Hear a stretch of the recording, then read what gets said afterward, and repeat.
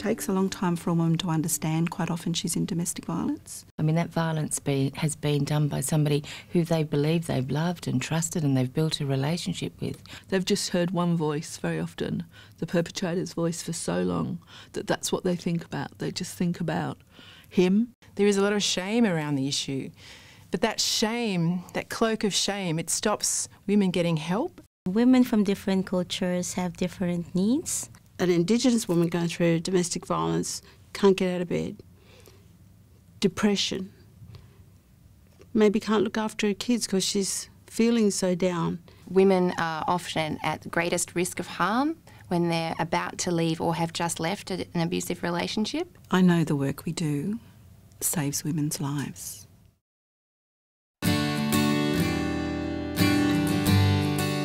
The Women's Domestic Violence Court Advocacy Services assist women who are affected by domestic violence. We assist them to get the protection of court orders, and we also assist them with their welfare needs. Getting the legal protection may only be one role. They may need a lot of referrals.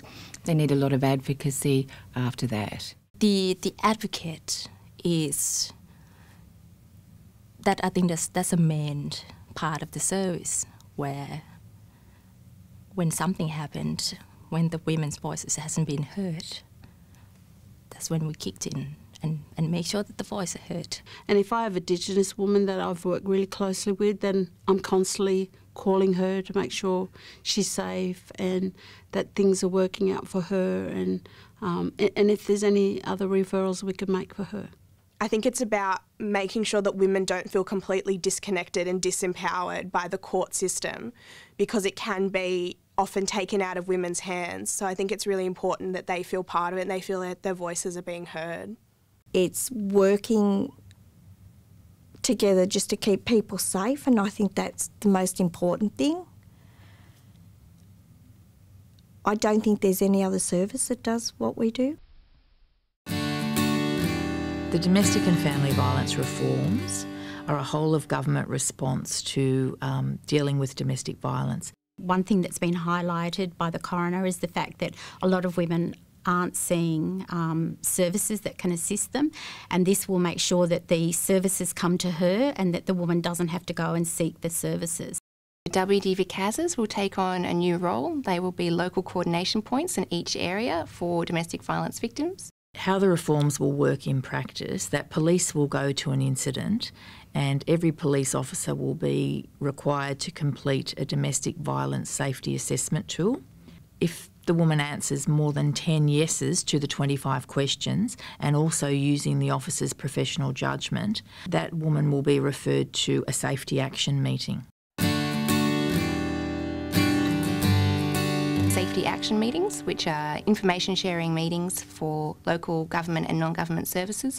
The police, local courts and the community sector and welfare services together, working together to assist women in improving safety.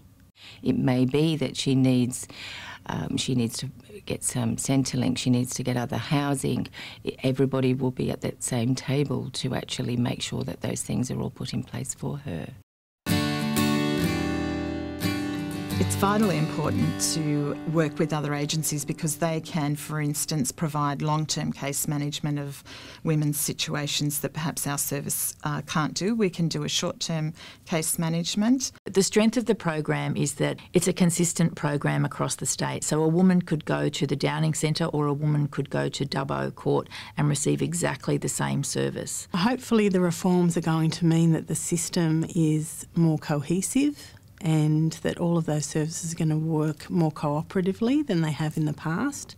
It's about collaboration, but having a structure, I think, to hold the members of the safety action meeting accountable. Will also mean that if the referral process is improved, that a woman only has to tell her story one time instead of telling it multiple times to a number of different agencies. It is client focused. It's all about the woman and what she wants, what she needs, and what we can do to make her safe, and how to bring that together. It's prioritising support for the women who need it the most so they don't fall through the cracks. The court is about the process, the police is about the crime, but we're about the woman.